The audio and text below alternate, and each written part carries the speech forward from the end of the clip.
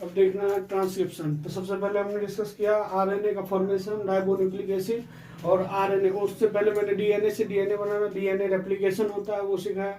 अब ट्रांसक्रिप्शन हमको डिस्कस करना है।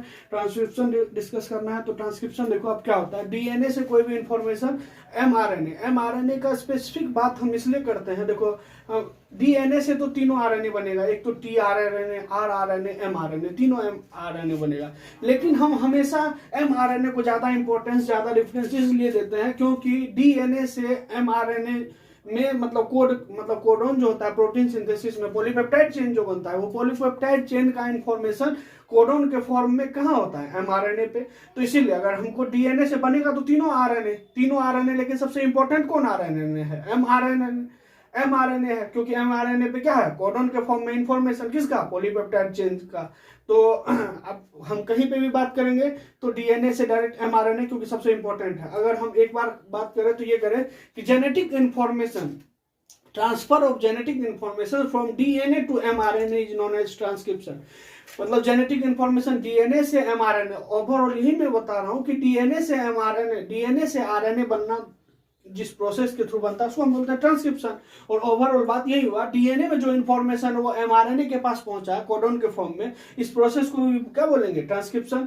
अब कुछ इंपॉर्टेंट पॉइंट है, जैसे अब देखो सिस्ट्रॉन, रेकॉन और म्यूटॉन, इस पे एक इंपॉर्टेंट क्वेश्चन बनता है, वो आपको क्वेश्चन बताऊंगा क्या बनता है। जैसे देखो सिस्ट्रॉन क्या है, smallest segment of DNA which can form mRNA, मतलब डीएनए का स्मॉल वो सेगमेंट। देखो डीएनए पे दो देखो सेगमेंट, यूजफुल भी है, नॉन यूजफुल भी, एक्सॉन, इंट्रॉन सब होता है, उसमें कुछ एमआरएनए बनाता है, कुछ नहीं बनाता है, जो कि यूकैरियोट्स में आपको बताऊंगा स्प्लाइसिंग क्या होता है, जो कि एक्स्ट्रा होता है उसको हम कट कर देते हैं, स्प्लाइसियोसोम कॉम्प्लेक्स बना के रिमूव कर देते हैं। तो जो यूजफुल है उसका एमआरएनए बनता है, तो एमआरएनए बनता है। लेकिन अगर हम सिस्ट्रोन की बात करें तो सिस्ट्रोन किसको बोलेंगे, smallest segment of DNA which can form RNA, मतलब डीएनए का वो सेगमेंट जो कि एमआरएनए फॉर्म कर सकता है। अगर इसको दूसरे भाषा में ये भी बोल सकते हैं, smallest segment of DNA which contain the information of synthesis of one polypeptide. और आपको मैंने बताया है डीएनए से एमआरएनए पे जो कोडोन होता है वो एक पॉलीपेप्टाइड चेन का इंफॉर्मेशन होता है।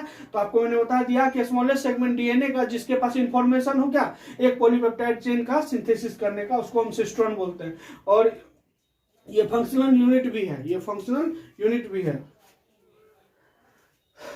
किसका, डीएनए का, डीएनए का फंक्शनल, क्योंकि आप जानते हो डीएनए से आरएनए बनेगा, डीएनए से आरएनए बनेगा, टीआरएनए, आरआरएनए, एमआरएनए, लेकिन सबसे इंपॉर्टेंट कौन आरएनए, एमआरएनए। और जो डीएनए से एमआरएनए बना तो वो फंक्शनल यूनिट होगा कि नहीं, ये फंक्शनल यूनिट हो गया। उसके बाद Recon smallest segment of DNA which participate in crossing over. जैसे आप देखो क्रॉसिंग ओवर पढ़ते हो सेल डिवीजन में, तो क्रॉसिंग ओवर कैजमेटा वगैरह जो फॉर्मेशन होता है, तो क्रॉसिंग ओवर देखते हो तो ये जो क्रॉसिंग ओवर का जो यूनिट लेते हैं ना उसको हम रेकॉन बोलते हैं, ठीक है।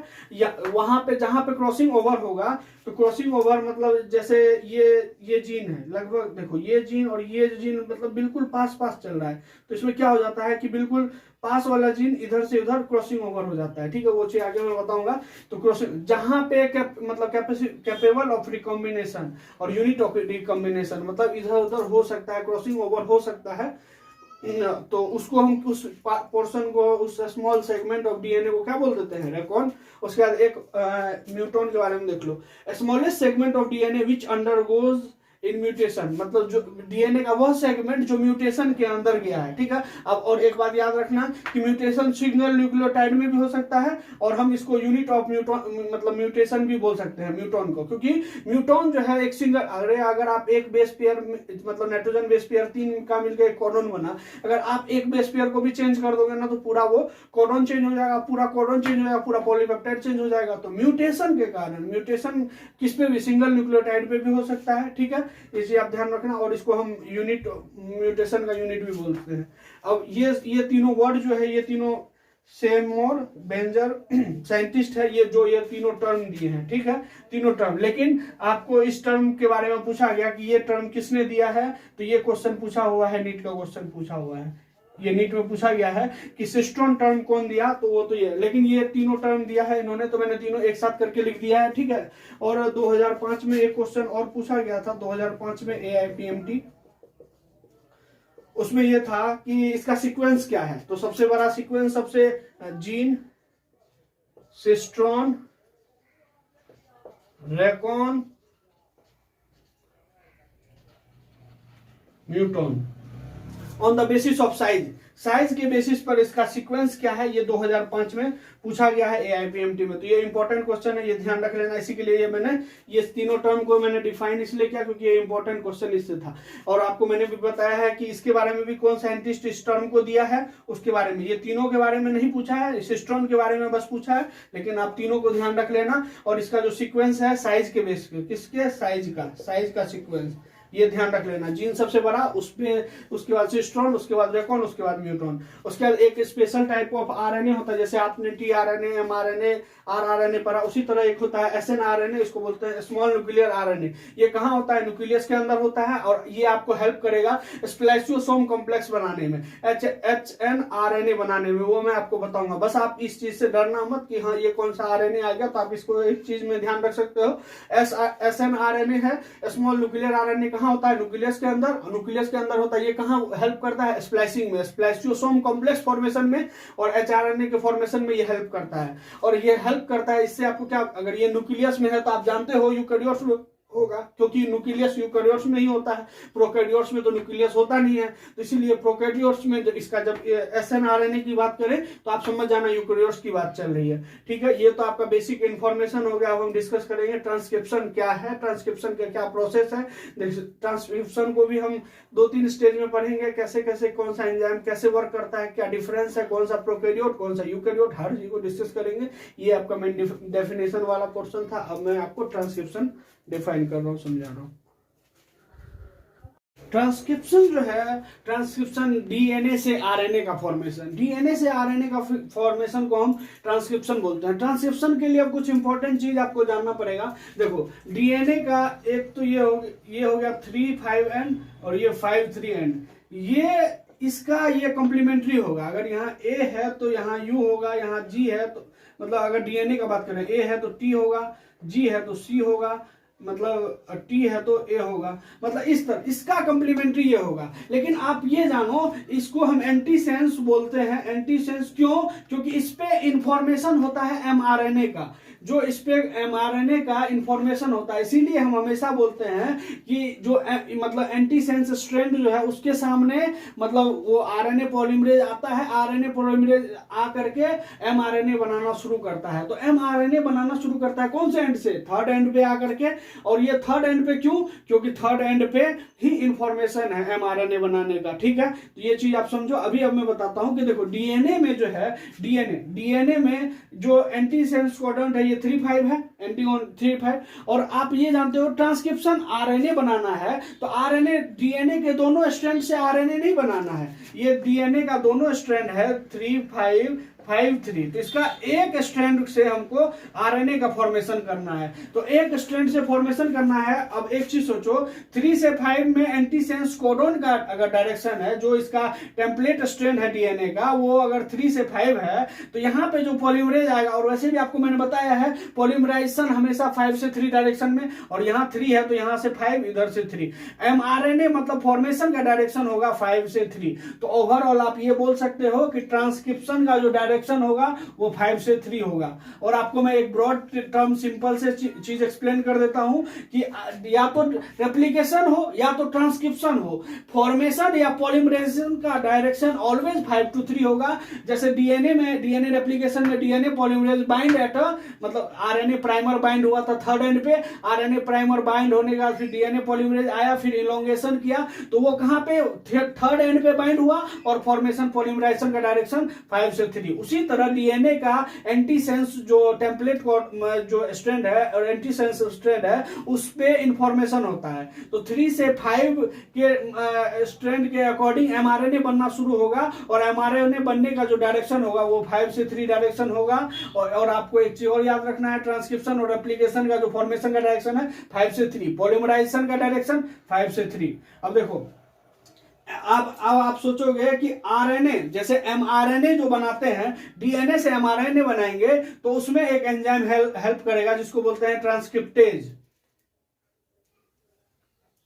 इसको क्या बोलते हैं? ट्रांसक्रिप्टेज। एमआरएनए, डीएनए से एमआरएनए जो बनाएगा उसको बोलेंगे ट्रांसक्रिप्टेज, और उस ट्रांसक्रिप्टेज को हम आरएनए पॉलीमरेज भी बोलते हैं, ठीक है। अब आरएनए पॉलीमरेज, अगर हम प्रोकैरियोट्स की बात करें, प्रोकैरियोट्स में RNA polymerase is made up of 5 polypeptide chain, ठीक है। 5 पॉलीपेप्टाइड चेन से मिलकर के आरएनए पॉलीमरेज बना हुआ होता है। अगर हम जैसे बोले तो 2 सिमिलर है तो 2 अल्फा हो गया, एक बीटा डैश, ये 4 तो आपको ये हो गया, और एक सिग्मा फैक्टर, ये टोटल 5 पॉलीपेप्टाइड चेन से मिलकर के आरएनए पॉलीमरेज बना हुआ होता है। किसमें? प्रोकैरियोट्स में। अब आपको मैं बताऊंगा इसका क्या मीनिंग है। तो देखो, इन चारों को मिला के मतलब कंपैरेटिवली इस सबको मिला के हम कोर एंजाइम बोल देते हैं, और इस सिग्मा फैक्टर को मतलब हम सिग्मा फैक्टर बोल देते हैं। तो अब ये टोटल 5 पॉलीपेप्टाइड चेन से मिलकर के इस दोनों को मिला करके जो है आरएनए पॉलीमरेज बोलते हैं। अब आरएनए पॉलीमरेज और ये सिग्मा फैक्टर ये है कि कोर एंजाइम, जैसे कोर एंजाइम इसको बोल देंगे। कोर और सिग्मा फैक्टर का जब रिक्वायरमेंट होगा ना, रिक्वायरमेंट होने पे ही सिग्मा फैक्टर अटैच होता है, और सिग्मा फैक्टर अटैच होगा तो आरएनए पॉलीमरेज कंप्लीट हुआ, ठीक है। तो आप ये चीज जानो कि 5 पॉलीपेप्टाइड चेन से मिलकर बना हुआ होता है, और मतलब इसको कोर एंजाइम बोलते हैं, और ये सिग्मा फैक्टर, ठीक है। सिग्मा फैक्टर रिक्वायरमेंट होने पे ही आता है। उसके बाद अगर आप यूकैरियोट्स की बात करोगे, यूकैरियोट्स में यही आरएनए पॉलीमरेज 10 से 15 पॉलीपेप्टाइड चेन से मिलकर बना हुआ होता है। कितना से? 10 से 15 पॉलीपेप्टाइड चेन से मिलकर बना हुआ होता है, ठीक है। अब और इसमें जो है यूकैरियोट्स में 3 टाइप्स ऑफ आरएनए पॉलीमरेज होते हैं, और प्रोकैरियोट्स में only 1 type of RNA polymerase होगा। वो एक ही टाइप का आरएनए पॉलीमरेज सारे चीज को कैटेलाइज कर देगा। अगर हम यूकैरियोट्स की बात करें, यूकैरियोट्स में 3 टाइप्स ऑफ आरएनए पॉलीमरेज होगा। 3 टाइप्स में आरएनए पॉलीमरेज फर्स्ट जो है, RNA polymerase first 5.8s RNA बनाएगा, 28s बनाएगा, 18s बनाएगा। आप जो 80s में जितना भी सब यूनिट पढ़ते थे, 5, 5.8, 18, ये सब जो पढ़ते थे, तो ये सब चीज में सब तो आ गया, लेकिन एक ही बचा 5s आरएनए, जो कि आरएनए पॉलीमरेज थर्ड बनाता है। ये एक्सेप्शन है, क्योंकि ये सारा तो आरएनए पॉलीमरेज फर्स्ट बना दिया, लेकिन एक जो है 5s वो बस आरएनए पॉलीमरेज थर्ड बनाया। तो आरएनए पॉलीमरेज के लिए आप ये देखोगे, आरएनए पॉलीमरेज फर्स्ट क्या क्या बनाता है? 5.8s RNA, 18s RNA, 28s RNA, और आरएनए पॉलीमरेज सेकेंड जो है वो एमआरएनए का सिंथेसिस करता है, और आरएनए पॉलीमरेज थर्ड जो है वो टीआरएनए, एसएनआरएनए और 5s आरएनए। और 5s आरएनए वहां पे भी एक्सेप्शन था, वहां पे सब जैसे आरआरएनए की बात कर रहे थे, स्ट्रक्चरल कंपोनेंट बनाता था जो कि न्यूक्लियोलस से बाहर फॉर्मेशन होता था, तो ये एक्सेप्शन वहां था। यहाँ पे किस चीज का एक्सेप्शन है कि जितना भी आरएनए पॉलीमरेज सारा आरएनए बना रहा है, सिवाय एक को छोड़ के 5s आरएनए, वो कौन बना रहा है? वो आरएनए पॉलीमरेज थर्ड बना रहा है, ठीक है। ये टोटल, अगर हम यूकैरियोट्स की बात करें, यूकैरियोट्स में 3 टाइप ऑफ आरएनए पॉलीमरेज, तीनों का फंक्शन, और तीनों का फंक्शन सबसे इंपॉर्टेंट फंक्शन आपको ध्यान रखना है आरएनए पॉलीमरेज सेकेंड का, क्योंकि आप जानते हो कि जीन, देखो अब मैं आपको 1-2 पॉइंट बताऊंगा अभी। आप देखो कि ट्रांसक्रिप्शन एक मतलब वास्ट टर्म है, मतलब एक जनरलाइज टर्म है। मतलब ट्रांसक्रिप्शन का रियल मीनिंग है डीएनए से आरएनए का फॉर्मेशन, डीएनए से आरएनए बनना, डीएनए से आरएनए, तो आरएनए का 3 टाइप्स, टीआरएनए, एमआरएनए, आरआरएनए, मतलब ये ब्रॉड टर्म है ट्रांसक्रिप्शन। उसी तरह जीन भी एक ब्रॉड टर्म है, जीन के बारे में मैं बता रहा हूँ, जीन भी ब्रॉड टर्म है, क्योंकि जीन पे बहुत सारा चीज, मतलब रेगुलर वे में, मतलब हर का पॉलीपेप्टाइड चेन नहीं बनता है ना, क्योंकि जीन से एमआरएनए बन गया, टीआरएनए बन गया कोई, लेकिन हम एमआरएनए को मेन इसलिए करते हैं क्योंकि एमआरएनए पे इंफॉर्मेशन होता है पॉलीपेप्टाइड चेन फॉर्मेशन का, इसीलिए हम जीन को बोलते हैं कि हाँ, मतलब सिर्फ एमआरएनए, मतलब डीएनए, जीन के रेफरेंस में हम एमआरएनए को बताते हैं, क्योंकि एमआरएनए सबसे इंपॉर्टेंट पार्ट है। उसी तरह ट्रांसक्रिप्शन भी है तो ब्रॉड टर्म, जैसे जीन ब्रॉड टर्म है, उसी तरह ट्रांसक्रिप्शन भी ब्रॉड टर्म है। ट्रांसक्रिप्शन में भी डीएनए से आरएनए, कोई भी आरएनए, उसी तरह जीन में मतलब एमआरएनए को मेन वो रखते हैं क्योंकि मेन इंपॉर्टेंट है, ठीक है। तो जीन और ट्रांसक्रिप्शन के बारे में एनसीईआरटी का पॉइंट उसमें लिखा हुआ है कि जीन और ये ट्रांसक्रिप्शन ब्रॉड टर्म है, कैसे कैसे क्या चीज, वो चीज आपको मैंने बता दिया। और प्रोकैरियोट्स, यूकैरियोट्स दोनों बता दिया। प्रोकैरियोट्स में आरएनए पॉलीमरेज 1, यूकैरियोट्स में आरएनए पॉलीमरेज 3 तरह के होंगे, और प्रोकैरियोट्स में आरएनए पॉलीमरेज 5 पॉलीपेप्टाइड चेन से मिलकर बनेगा, जिसमें कि कोर एंजाइम और सिग्मा फैक्टर तभी आएगा जब उसका रिक्वायरमेंट होगा। और अगर यूकैरियोट्स की बात करें 10 से 15 पॉलीपेप्टाइड चेन आरएनए पॉलीमरेज मतलब यूकैरियोट्स में बनाता है। और आरएनए पॉलीमरेज 3 टाइप्स का होता है, सारा का फंक्शन, और सबसे important function RNA polymerase second का एमआरएनए बनाना, ठीक है। और अब एक बात और, ये चीज क्या शो करता है यूकैरियोट्स में, यूकैरियोट्स में ये डिवीजन ऑफ लेबर शो करता है। कैसे डिवीजन ऑफ लेबर शो करता है, आप देखो आरएनए पॉलीमरेज फर्स्ट जो है वो 5.8 एसआरएनए, 18 एसआरएनए, 28 एसआरएनए, उसी तरह आरएनए पॉलीमरेज एमआरएनए बना रहा है। आरएनए पॉलीमरेज थर्ड जो है टीआरएनए, एसएनआरएनए, 5 एसआरएनए बना रहा है। तो अलग अलग आरएनए पॉलीमरेज अलग अलग आरएनए बना रहा है। तो ये क्लियर शो कर रहा है डिवीजन ऑफ लेबर की अलग अलग आरएनए बनाने के लिए अलग अलग पॉलीमरेज का जरूरत है, ठीक है। ये बिल्कुल डिवीजन ऑफ लेबर शो कर रहा है, ठीक है।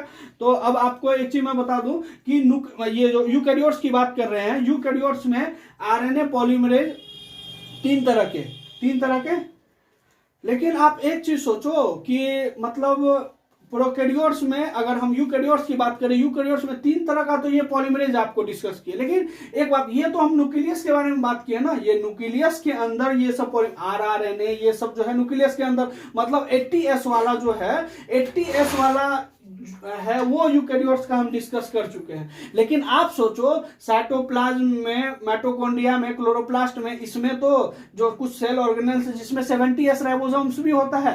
70S राइबोसोम मतलब प्रोकैरियोटिक, जैसे उसका जो सिमिलर है ना प्रोकैरियोट्स में, क्योंकि प्रोकैरियोट्स में 70S राइबोसोम होता है, उसी तरह सेल ऑर्गेनेल्स में क्लोरोप्लास्ट हो गया, माइटोकॉन्ड्रिया, इसमें भी 70S आरएनए 70S होता है राइबोसोम, 70S राइबोसोम है। तो जैसा प्रोकैरियोटिक सेल में एक ही आरएनए पॉलीमरेज है, तो उस तरह इसमें भी आरएनए पॉलीमरेज एक होगा। तो ओवरऑल हम ये कह सकते हैं कि यूकैरियोट्स में 4 टाइप के आरएनए पॉलीमरेज होंगे। क्यों? क्योंकि यूकैरियोट्स का नॉर्मल जो 80S राइबोसोम है उसमें 3 टाइप्स का मिला, मतलब RNA polymerase first, second and third. और एक उसमें है कि जो 70S बनाता है, जो कि प्रोकैरियोटिक के तरह है, उसमें आरएनए पॉलीमरेज। तो ओवरऑल अगर हम बात करें यूकैरियोट्स में 4 तरह का आरएनए पॉलीमरेज आएगा। ये एनसीईआरटी का पॉइंट है, ध्यान रखना, ठीक है। और आपको ये एनसीईआरटी का पॉइंट लिखा हुआ क्या है कि आरएनए पॉलीमरेज मतलब in the nucleus of eukaryotes मतलब 3 types of RNA polymerase found, ठीक है। और उसके बाद इन एडिशन टू मतलब single RNA polymerase is also present in the cell organelles. मतलब एनसीईआरटी में ये लिखा हुआ है कि न्यूक्लियस के अंदर जो है मतलब 3 types of RNA polymerase eukaryotes में होता है, लेकिन उसके एडिशन जो उसके cell organelle chloroplast and mitochondria में जो है एक आरएनए पॉलीमरेज अलग से भी होता है, जो कि जैसा कि प्रोकैरियोट्स में होता है। ये एनसीईआरटी का लाइन है। जीन और जीन के बारे में मैंने बता दिया, जीन भी ब्रॉड टर्म है और ट्रांसक्रिप्शन भी ब्रॉड टर्म है। और अब और एक इंफॉर्मेशन वाला चीज है वो मैं बता रहा हूं। देखो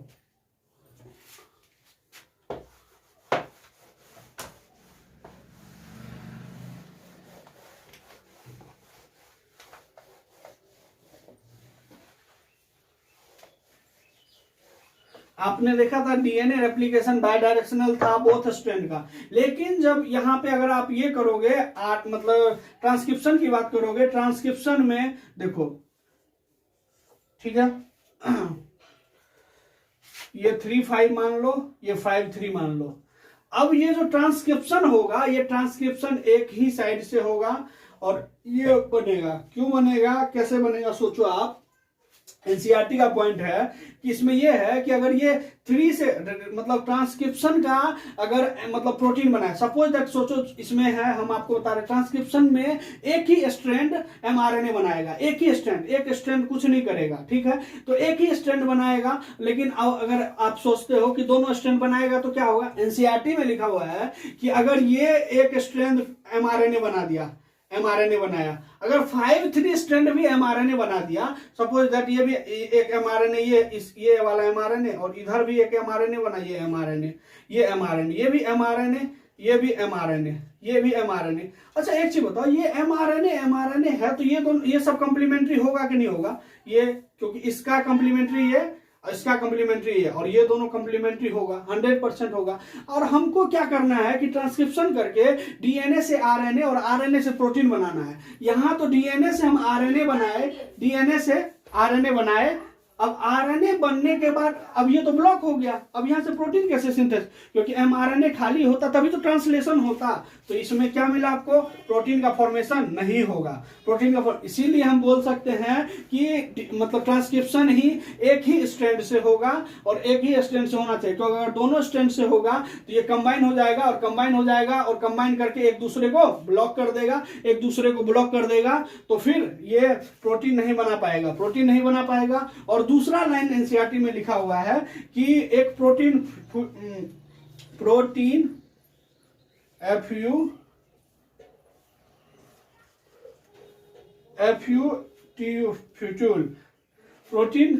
फ्यूट्यूल कुछ भी पढ़ो, इसका ये मीनिंग है कि मतलब बर्बाद करना। अभी मैं आपको बता देता हूं कि मतलब उसका क्या मीनिंग है। देखो, अगर आप एक सोचो, 3-5 में एंटीसेंस इसको बोलते हैं और टेम्पलेट बोलते हैं, इस पे इंफॉर्मेशन होता है एमआरएनए का बनाने का, तो इस पे इंफॉर्मेशन है, उसका एमआरएनए बना, उसका एमआरएनए बनेगा, उसका प्रोटीन बनेगा, चलो वैलिड बात है।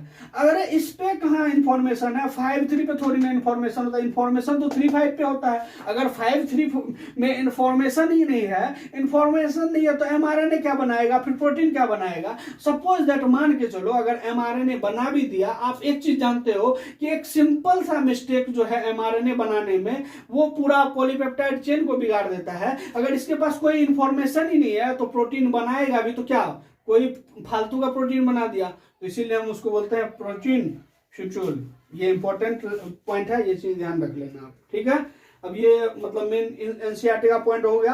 अब जो मेन मैकेनिज्म है उस मैकेनिज्म को डिस्कस करते हैं।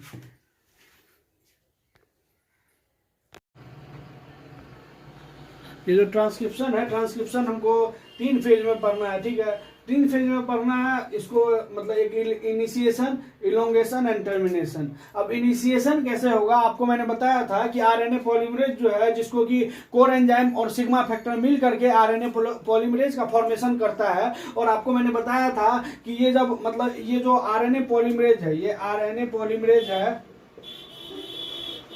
ये आरएनए पॉलीमरेज क्या करता है, प्रमोटर साइट को रिकॉग्नाइज करके यहां से शुरू करेगा। तो शुरू करेगा, सिग्मा फैक्टर का काम क्या है कि बस ये प्रमोटर को पहचानना, मतलब प्रमोटर को पहचान के इनिशिएट कराएगा और ये हट जाएगा।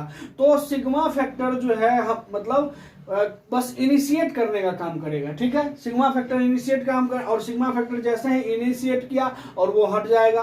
फिर ये कोर एंजाइम जो है ये ऐसे मूवमेंट करेगा और मूवमेंट करते करते ये आरएनए पॉलीमरेज इसमें तो है ही, मतलब इस टोटल को मिलाकर आरएनए पॉलीमरेज, इसमें से ये सिग्मा फैक्टर हट गया और ये कोर एंजाइम बचा। ये कोर एंजाइम ऐसे मूवमेंट होते जाएगा और नया नया बनते जाएगा। अब देखो क्या होता है कि देखो, ये एक स्ट्रैंड था, ये 2 स्ट्रैंड था डीएनए का, 2 स्ट्रैंड था डीएनए का, ये 2 स्ट्रैंड डीएनए का था। इसमें क्या हुआ कि ये आरएनए पॉलीमरेज आके बाइंड हुआ, आरएनए पॉलीमरेज आके बाइंड हुआ, तो आरएनए पॉलीमरेज क्या किया, यहाँ के हाइड्रोजन बॉन्ड को तोड़ दिया। हाइड्रोजन बॉन्ड को तोड़ा तो, लेकिन ये सारा जैसे डीएनए रेप्लिकेशन न्यूक्लियस में हो रहा था, ट्रांसक्रिप्शन भी न्यूक्लियस में हो रहा है, न्यूक्लियस में हो रहा है। तो न्यूक्लियस में हो रहा है तो जो इसका, जैसे यहाँ ए है, यहाँ यू है, यहाँ मतलब यहाँ टी है, जी है, यू है, यहाँ जो कॉम्प्लीमेंट्री वो है, कॉम्प्लीमेंट्री बेस पेयर है। हम यहाँ से हाइड्रोजन बॉन्ड को ब्रेक किए, किसके थ्रू, आरएनए पॉलीमरेज के थ्रू हम इसको हाइड्रोजन बॉन्ड को ब्रेक किए। हाइड्रोजन बॉन्ड को ब्रेक किए, फिर जो है न्यूक्लियोप्लाज्म से जो एटीपी के फॉर्म में होता है, जीएटीपी, सीएटीपी, यूएटीपी, एएटीपी, ये ट्राइफॉस्फेट के फॉर्म में जो है ये पायरोफॉस्फेटेज एंजाइम, पायरोफॉस्फेटेज एंजाइम के हेल्प से ये ट्राइफॉस्फेट न्यूक्लियोप्लाज्म से यहाँ पे आएगा। कॉम्प्लीमेंट्री बेस पेयर जैसे मोनोफॉस्फेट के फॉर्म में हमको अटैच करना है, मोनोफॉस्फेट के फॉर्म में अटैच करना है। यहाँ ट्राइफॉस्फेट है, 2 फॉस्फेट निकलेगा, उससे एनर्जी रिलीज होगा, वो एनर्जी का यूज हम यहाँ करेंगे। और ये जो ट्राइफॉस्फेट के फॉर्म में न्यूक्लियोप्लाज्म में, वहां से हम इसको निकाल करके मोनोफॉस्फेट के फॉर्म में यहाँ पे लाते जाएंगे, मतलब आते जाएगा और आते जाएगा, और इसका कॉम्प्लीमेंट्री बेस पेयर के सामने आते जाएगा। और ये बेस पेयर जब आ जाएगा तो इस दोनों बेस पेयर के बीच में जो फॉस्फोडाइस्टर बॉन्ड होगा वो फॉस्फोडाइस्टर बॉन्ड बनाने का काम आरएनए पॉलीमरेज ही करेगा। तो ओवरऑल हम जो मतलब ट्रांसक्रिप्शन इनिशिएट किए तो सबसे पहले आरएनए पॉलीमरेज क्या किया, हाइड्रोजन बॉन्ड को ब्रेक किया, उसके बाद न्यूक्लियोप्लाज्म से मतलब नाइट्रोजन बेस आया जो कि कंप्लीमेंट्री था, नाइट्रोजन बेस आया, अब नाइट्रोजन बेस के बीच में फॉस्फोडाइस्टर बॉन्ड बना करके हम न्यूक्लियोटाइड अटैच करते जा रहे हैं। इसी तरह ये चेन इनिशिएट होते जा रहा है, चेन बढ़ते जा रहा है। तो अब ये चीज है। अब इनिशिएशन से रिलेटेड दो इंपॉर्टेंट पॉइंट है जिसको जानना है। आप सोचो, आपको मैं बताता हूं क्या है ये दो इंपॉर्टेंट पॉइंट। एक तो आता है प्रिग्नोक बॉक्स। प्रिग्नोक बॉक्स ये प्रेजेंट होता है, ये किसमें होता है, प्रोकैरियोट में। ये हॉगनेट बॉक्स जो है ये यूकैरियोट में, ठीक है। अब ये चीज मैं बता रहा हूं कि हाँ, और एक चीज ये जो कोर एंजाइम है, ये कोर एंजाइम प्रोकैरियोट्स के लिए है। अगर यूकैरियोट्स में देखोगे जो ये कोर एंजाइम काम करता है, ये काम सेम आरएनए पॉलीमरेज सेकेंड करता है। देखो इनिशिएशन में क्या हुआ कि आरएनए पॉलीमरेज हम टोटल कोर एंजाइम और सिग्मा फैक्टर मिल करके बस इनिशिएट करेगा उसको, और जैसे ही इनिशिएट हो जाएगा वो सिग्मा फैक्टर वहां से हट जाएगा। मतलब सिग्मा फैक्टर का बस इतना सा काम है, रिकॉग्नाइज करना और इनिशिएट करना। वो सिग्मा फैक्टर हट गया। सिग्मा फैक्टर हटने के बाद अब ये जो मतलब कोर एंजाइम है, कोर एंजाइम क्या करेगा, न्यूक्लियोप्लाज्म से नाइट्रोजन बेस लाएगा, मतलब न्यूक्लियोटाइड वहां लाएगा, और दो न्यूक्लियोटाइड के बीच में फॉस्फोडाइस्टर बॉन्ड बनाएगा। इसी तरह चेन का इलोंगेशन होगा। तो ये कोर एंजाइम का यहाँ दो काम, एक तो हाइड्रोजन बॉन्ड को तोड़ा और दो न्यूक्लियोटाइड के बीच में फॉस्फोडाइस्टर बॉन्ड बनाया। इसी तरह ये बनेगा और ये कोर एंजाइम हट चुका है, ये कोर एंजाइम यहां से हट चुका है। फिर अब इसी चीज का मूवमेंट होगा जो कि इलोंगेशन वाला पोर्शन में पढ़ेंगे, वो चीज हम आपको बताएंगे अभी। अब देखो उसी स्टार्टिंग पॉइंट से लेकर के प्रिग्नोक बॉक्स और हॉगनेक बॉक्स का एक टर्म है जो कि आपको मैं बता रहा हूं। अभी तक अगर आप देखोगे प्रिग्नोक बॉक्स का फंक्शन डिफाइन नहीं मतलब वेल नोन नहीं है, लेकिन इसको जो कहा जाता है वो चीज मैं आपको बता देता हूं। प्रिग्नोक बॉक्स प्रोकैरियोट्स में होता है। ये प्रमोटर साइड से 10 नाइट्रोजन बेस, 10 N2 बेस पहले, 10 N2 बेस बिफोर, और ये 6 नाइट्रोजन बेस का सीक्वेंस है, 6 N2 बेस का सीक्वेंस है, ये सीक्वेंस है। अगर यूकैरियोट्स की बात करें 20 nitrogen base before, 20 N2 base before and ये कितना 7 N2 बेस ये है नाइट्रोजन बेस। और इसका अगर हम बोले तो ये होगा T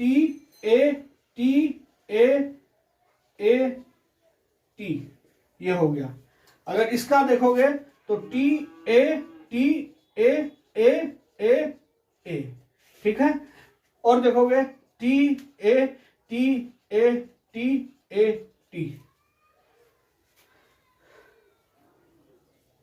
और ये 75% में तो ये होगा, 25% में ये होगा। अब देखो ये इसका क्या फंक्शन है।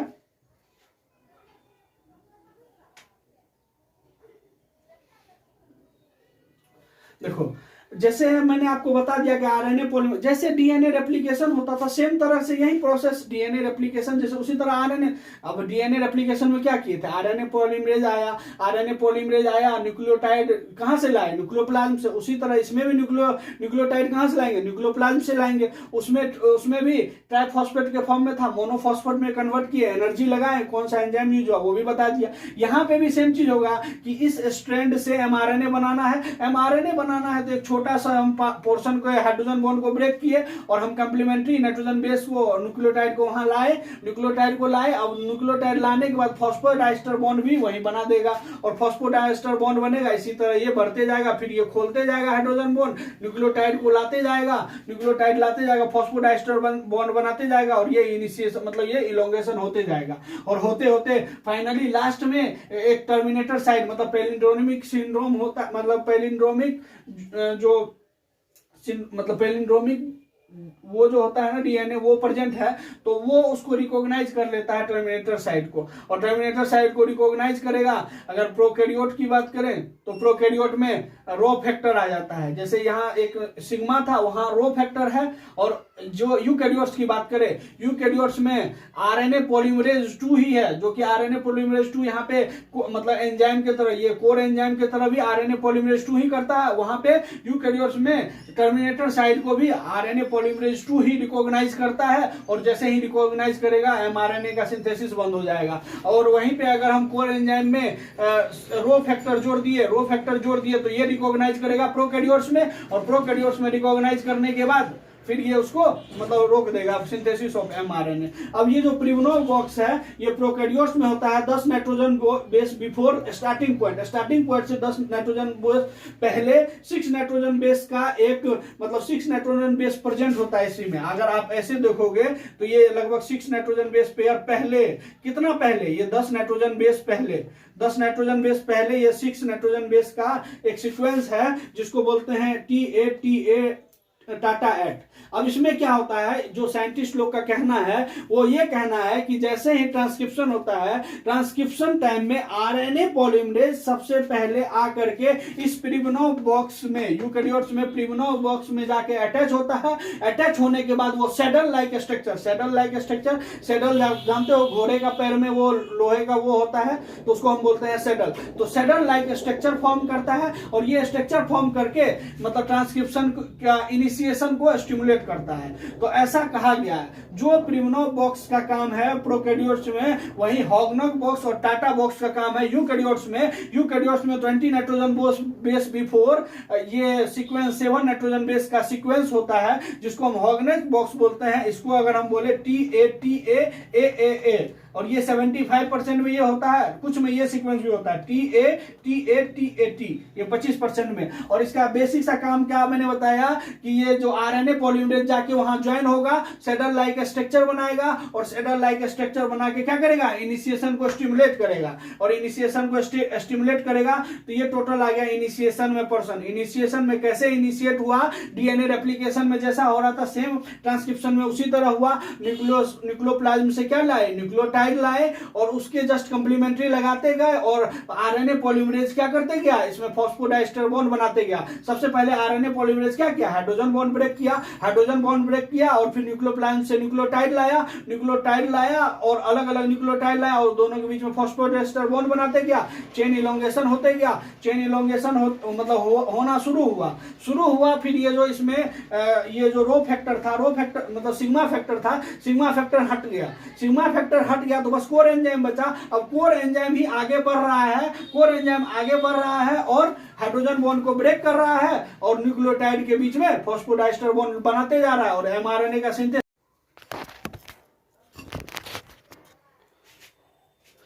अब ये जो इलोंगेशन है, हम इलोंगेशन के एक स्टेज को बना रहे हैं। देखो इलोंगेशन में क्या हुआ, जब हम क्या किए, इलोंगेशन में होता क्या है कि जो सिग्मा फैक्टर है वो कोर एंजाइम से मतलब core enzyme plus sigma factor मिल करके जुड़ा हुआ होता है। लेकिन इसमें क्या होता है इलोंगेशन में कि इनिशिएशन में ही आपको मैंने बना दिया, इनिशिएट किया वो जो सिग्मा फैक्टर है इनिशिएट होने के बाद सिग्मा फैक्टर सेपरेट हो जाता है। तो इलोंगेशन में क्या हो जाएगा, सिग्मा फैक्टर सेपरेट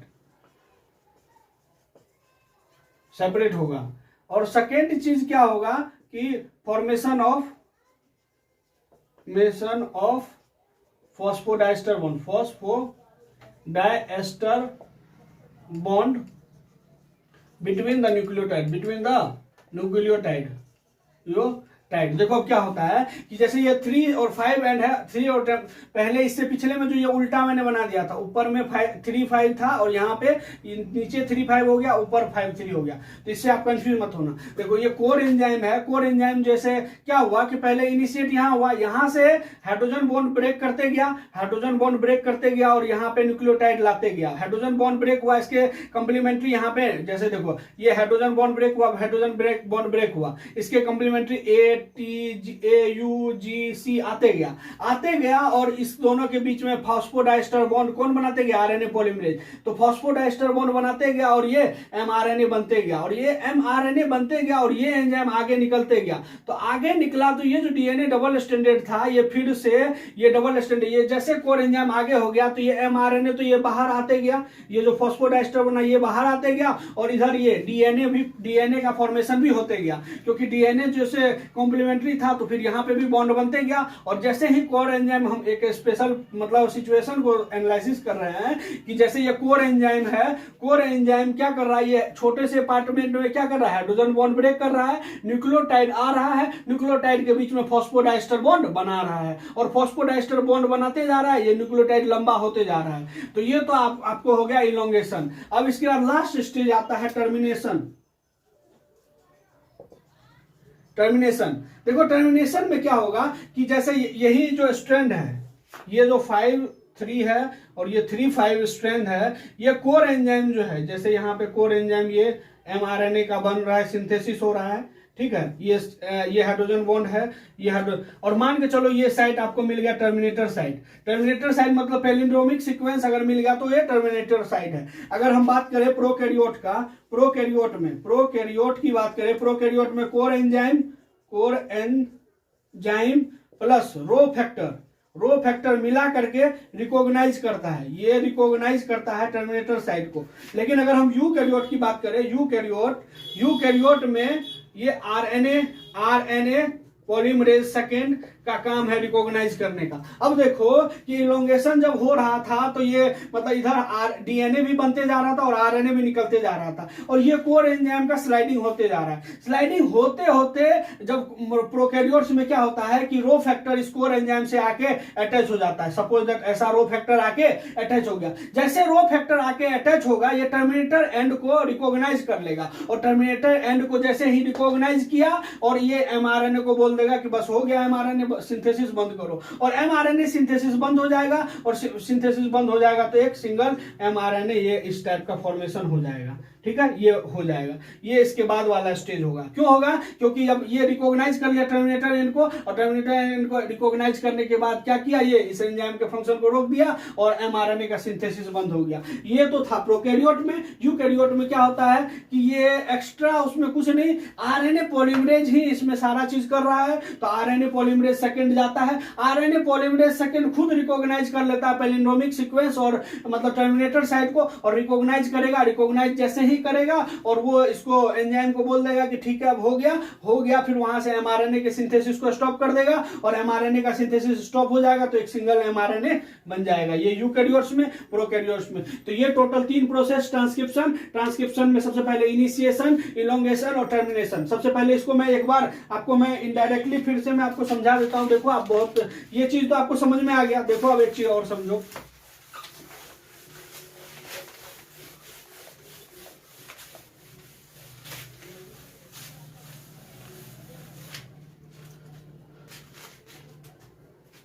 देखो ये एक डीएनए डबल स्ट्रैंड था, ठीक है, डीएनए डबल स्ट्रैंड, ये भी एक डीएनए डबल स्ट्रैंडेड था, डीएनए डबल स्ट्रैंडेड था, ठीक है, डीएनए डबल स्ट्रैंडेड था। अब यहाँ पे सिग्मा फैक्टर ये अटैच हुआ, अटैच जहां पे हुआ तो ये अटैच हुआ यहाँ पे, इस पोर्शन में ये अटैच हुआ, तो इसको क्या बोलेंगे, इनिशिएशन हुआ। तो यहाँ पे ये क्या करेगा, ये हाइड्रोजन बॉन्ड है, इस हाइड्रोजन बॉन्ड को क्या करेगा, हाइड्रोजन बॉन्ड को ब्रेक करेगा। ब्रेक करके ये न्यूक्लियोप्लाज्म से क्या लाएगा, नाइट्रोजन बेस और न्यूक्लियोटाइड सीक्वेंस यहां से लाएगा, और न्यूक्लियोटाइड सीक्वेंस में क्या करेगा, फॉस्फोडाइस्टर बॉन्ड बनाएगा। इलोंगेशन स्टेज में क्या होगा, ये सिग्मा फैक्टर, ये रो तो यहां है, लेकिन ये सिग्मा फैक्टर कहां हो गया, रिमूव हो गया। सिग्मा फैक्टर रिमूव हो गया। रिमूव होने के साथ साथ यहाँ क्या, हाइड्रोजन बॉन्ड ब्रेक भी हो रहा है, और न्यूक्लियोटाइड के बीच में फॉस्फोडाइस्टर बॉन्ड भी बनते जा रहा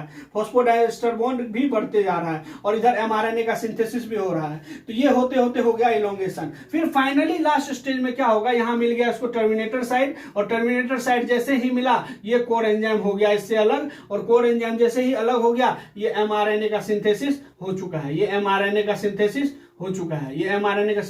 तो इस तरह होता है। तो इनिशिएशन में क्या हुआ, सबसे पहले क्या हुआ, सबसे पहले कोर एंजाइम, आरएनए पॉलीमरेज जो है, कोर एंजाइम और सिग्मा फैक्टर मिल करके रिकॉग्नाइज किया प्रमोटर साइड को रिकॉग्नाइज करने के बाद जैसा आरएनए पॉलीमरेज एक्टिविटी 3 से 5 में इंफॉर्मेशन होता है, कोडोन का इंफॉर्मेशन, तो उसके जस्ट मतलब एक ही स्ट्रैंड से एमआरएनए बनेगा, दूसरे से आपको मैंने ये सब चीज बता दिया है। तो अब एक से बनेगा तो 3 से से 5 में इंफॉर्मेशन है। अब 5 से पॉलीमराइजेशन आप जानते ही हो, 5 से 3 डायरेक्शन में सबसे पहले आया, वहां पे कोर एंजाइम और रो फैक्टर के हेल्प से आकर के अटैच हुआ। अब वहां से स्टार्ट, अब न्यूक्लियोप्लाज्म से क्या लेगा ये न्यूक्लियोटाइड, न्यूक्लियोप्लाज्म में है ट्राइफॉस्फेट में, उसको करेंगे मोनोफॉस्फेट में पायरोफॉस्फेटेज एंजाइम के हेल्प से, पायरोफॉस्फेटेज एंजाइम के हेल्प से उसको हम मोनोफॉस्फेट में कन्वर्ट किए, मोनोफॉस्फेट में कन्वर्ट किए, एक तो हमको एनर्जी मिला वो अलग और न्यूक्लियोटाइड मिला सो अलग। तो न्यूक्लियोटाइड इसके जो कंप्लीमेंट्री न्यूक्लियोटाइड है वो हम कंप्लीमेंट्री न्यूक्लियोटाइड लाए, और कंप्लीमेंट्री न्यूक्लियोटाइड लाए, लेकिन यही आरएनए पॉलीमरेज जो हाइड्रोजन बॉन्ड को ब्रेक किया था जिसके कारण न्यूक्लियोटाइड आया, अब जो न्यूक्लियोटाइड आ गया उसमें फॉस्फोडाइस्टर बॉन्ड भी बना देगा, जिस स्टेज को हम इलोंगेशन बोल देते हैं। और ये फॉस्फोडाइस्टर बॉन्ड कब बनाएगा, रो सिग्मा फैक्टर जो था, सिग्मा फैक्टर जो था वो बस इनिशिएट करने के लिए आया था, इनिशिएट करके ये हट गया। अब ये फॉस्फोडाइस्टर बॉन्ड बनते जा रहा है, इसका इलोंगेशन होते जा रहा है, यही फॉस्फोडाइस्टर बॉन्ड बनते जा रहा है, होते जा रहा है। अब इसी में इलोंगेशन का काम यूकैरियोट्स में आरएनए पॉलीमरेज सेकेंड करेगा, आरएनए पॉलीमरेज सेकेंड बढ़ते जाता है, इसी तरह फॉस्फोडाइस्टर बॉन्ड बनाते जाता है यही। लेकिन टर्मिनेशन का जब बात आया तो प्रोकैरियोट्स में एक रो फैक्टर जाके कोर एंजाइम से अटैच हुआ, और कोर एंजाइम से जाके अटैच हुआ और ये पैलिंड्रोमिक सीक्वेंस को रिकॉग्नाइज किया और टर्मिनेटर साइड को पहचान लिया पैलिंड्रोमिक सीक्वेंस के हेल्प से। और जैसे ही पहचान लिया एमआरएनए के सिंथेसिस को स्टॉप कर दिया और कोर एंजाइम अलग हो गया और एमआरएनए बना दिया। वहीं आप यूकैरियोट्स की बात करोगे, यूकैरियोट्स में आरएनए पॉलीमरेज के पास ही इतना कैपेसिटी है कि वो टर्मिनेटर साइड और पैलिंड्रोमिक सीक्वेंस को रिकॉग्नाइज कर लेता है, और रिकॉग्नाइज करके टर्मिनेशन हो जाता है और एमआरएनए का सिंथेसिस हो जाता है। और ये आपका टोटल ट्रांसक्रिप्शन था आरएनए, डीएनए से आरएनए। ओवरऑल ये आपका आरएनए बन चुका है, मतलब आरएनए बन चुका है और ये डीएनए है, ठीक है, डीएनए। अब कैसे कैसे बना ये पूरा प्रोसेस मैं आपको एक्सप्लेन कर चुका हूं, क्या हुआ, क्यों रीजन है, हर चीज मैं आपको एक्सप्लेन कर चुका हूं, ठीक है।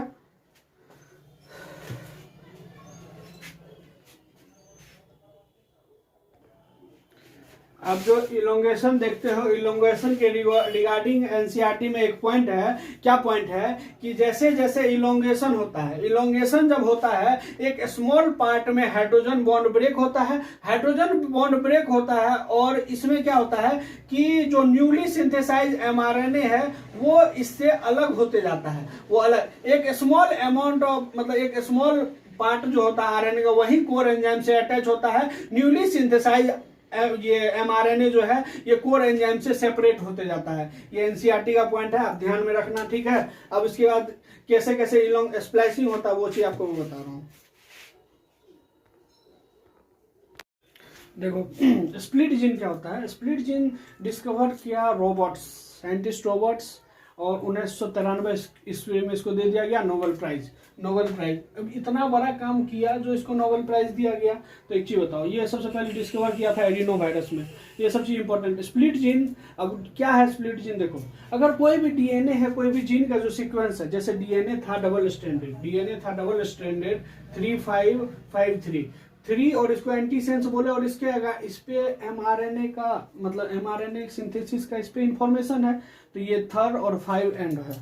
तो कोई भी जीन है ना, कोई भी जीन में फंक्शनल नॉन फंक्शनल पार्ट होता है, ठीक है। इसमें फंक्शनल, नॉन फंक्शनल और फंक्शनल 3 पार्ट है। फंक्शनल पार्ट को एक्सॉन बोलते हैं, नॉन फंक्शनल को इंट्रॉन बोलते हैं, फंक्शनल को एक्सॉन बोलते हैं।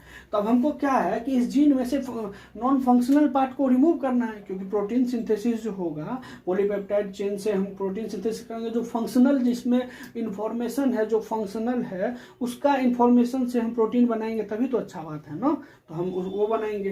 तो हमको क्या है, इस नॉन फंक्शनल पार्ट को रिमूव करना है। तो रिमूव करना है, कैसे करेंगे कि देखो बताते हैं। सबसे पहले ये 3 से 5 एंड है, तो इसका ट्रांसक्रिप्शन होगा, तो ये 5 से 3 डायरेक्शन की ओर बना। ये डीएनए से ये आरएनए बना। ये आरएनए जो बना ना, ये आरएनए अनस्टेबल होता है, ये अनस्टेबल होता है। तो अब अनस्टेबल है तो इसके दोनों साइड हम कुछ जोड़ देते हैं जिससे ये स्टेबल बन जाए। तो हम इसमें क्या करते हैं, मतलब एडिनाइलिक एसिड का 200 से 300 नाइट्रोजन बेस का हम ये एडिनाइलिक एसिड जोड़ देते हैं, मतलब बेस ये जोड़ते हैं, जिसको कि हम पॉली ए टेल बोल देते हैं। इससे क्या हुआ कि टेल वाला रीजन स्टेबल हो गया। मतलब अनस्टेबल तो है ये, लेकिन हम इसमें क्या किए, एडिनाइलिक एसिड वाला नाइट्रोजन बेस 200 से 300 नाइट्रोजन बेस पे हम जोड़ दिए, जिसको क्या बोलते हैं, पॉली ए टेल। ठीक है। तो एक साइड तो स्टेबल कर दिए, लेकिन दूसरे साइड स्टेबल करने के लिए क्या किए हम, 7 mg कैप जोड़ दिए। mg कैप क्या होता है कि जीटीपी से 7 मिथाइल गुआनोसाइन हम क्या किए, ट्रांसफरेज के एंजाइम से एक ये मतलब 7 mg कैप हम वो लगवा दिए, मतलब एक 7 mg कैप जो है ना 7 मिथाइल गुआनोसिन ट्रांसफरेज के हेल्प से हम इसको कैपिंग करा दिए। एक होता है कैपिंग, इसको बोलते हैं टेलिंग। हम ये कैप लगा दिए, इधर टेल लगा दिए, और कैप और टेल लगाने से जो ये अनस्टेबल था आरएनए, ये स्टेबल हो गया। और इस टोटल आरएनए को हम बोल देंगे, इस टोटल आरएनए को बोल देंगे HNRNA, ठीक है, HNRNA। अब हमको ये कोडिंग, नॉन कोडिंग, कोडिंग हमको मिल गया। अब हमको इन्फॉर्मेशन तो प्रोटीन का कोडिंग पे होता है, तो अब इसमें से हमको नॉन कोडिंग के इसको हटाना है। तो इसको हटाना है तो हम इसको क्या करते हैं, इस तरह का कंपाउंड बना करके इसको कैंची से काट देंगे। ये जो लाइन है, इस लाइन को ऐसा बना के हम कैंची से काट देंगे। तो वही स्प्लाइसिंग जो होता है SNRNA, ये क्या होता है, ये SNRNA जो है स्प्लाइसियोसोम कॉम्प्लेक्स ही है। ये क्या करता है, ये नॉन कोडिंग पार्ट को ऐसे फोल्ड किया, फोल्ड करके कट कर दिया, और जैसे ही कट किया फिर बचा क्या, ये कोडिंग पार्ट, ये कोडिंग पार्ट। और आप जानते हो डीएनए के मतलब डीएनए के टुकड़ों को जोड़ने के लिए डीएनए लैगेज, उसी तरह आरएनए के टुकड़ों को जोड़ने के लिए आरएनए लैगेज। ये आरएनए लैगेज इसको ज्वाइन कर देगा, ये ज्वाइन कर देगा। और ये राइबोन्यूक्लियस जो है, ये आप जानते हो राइबोन्यूक्लियस का काम कटिंग का होता है, ये कट करने का काम इसका होगा। और स्पाइरोलाइसोसोम कॉम्प्लेक्स जो है, इसके इस मतलब नॉन फंक्शनल पार्ट को रिमूव करने में काम आएगा, ठीक है, रिमूव करने में काम आएगा। तो इस जो ये सिंगल स्ट्रैंडेड था, इसको इस तरह फोल्ड किए, फोल्ड करके इसको कट कर दिए, कट करके नॉन फंक्शनल पार्ट हटा दिए। अब ये कोडिंग, ये भी कोडिंग, इस दोनों कोडिंग पार्ट को हम क्या किए, जोड़ दिए। जोड़ दिए किसके हेल्प से, आरएनए लैगेज की हेल्प से। और ये आरएनए लैगेज की हेल्प से जोड़े। अब फाइनली जो हमको मिला, एक तो ये पॉलीटेल है, पॉली ए टेल, और ये 7 mg कैप, 7 mg कैप। तो अब हमको क्या मिला कि हमको जहां पे नॉन फंक्शनल पार्ट था, जिसमें कि इंफॉर्मेशन नहीं था, उस पार्ट को हम रिमूव कर चुके हैं। और ये एक मतलब आपको ये दिखाता है कि आरएनए वर्ल्ड, आरएनए कितना डेवलप था। आरएनए इतना डेवलप था कि हमको नॉन फंक्शनल आरएनए है उसको हम रिमूव कर दिए, रिमूव बस ओनली फंक्शनल। इसका मतलब आरएनए वर्ल्ड को, ये डोमिनेंस को ये भी शो करता है। तो ये था स्प्लिट जीन, स्प्लिट जीन का कॉन्सेप्ट, ठीक है। अब ये आपका ट्रांसक्रिप्शन पूरा कंप्लीट हुआ, इस मतलब ट्रांसक्रिप्शन कंप्लीट हो चुका है। अब इसके आगे डिस्कस करेंगे कि जेनेटिक कोड क्या है, उसके बाद प्रोटीन सिंथेसिस कैसे होता है, ये सब डिस्कस करेंगे आगे, ठीक है। Thank you.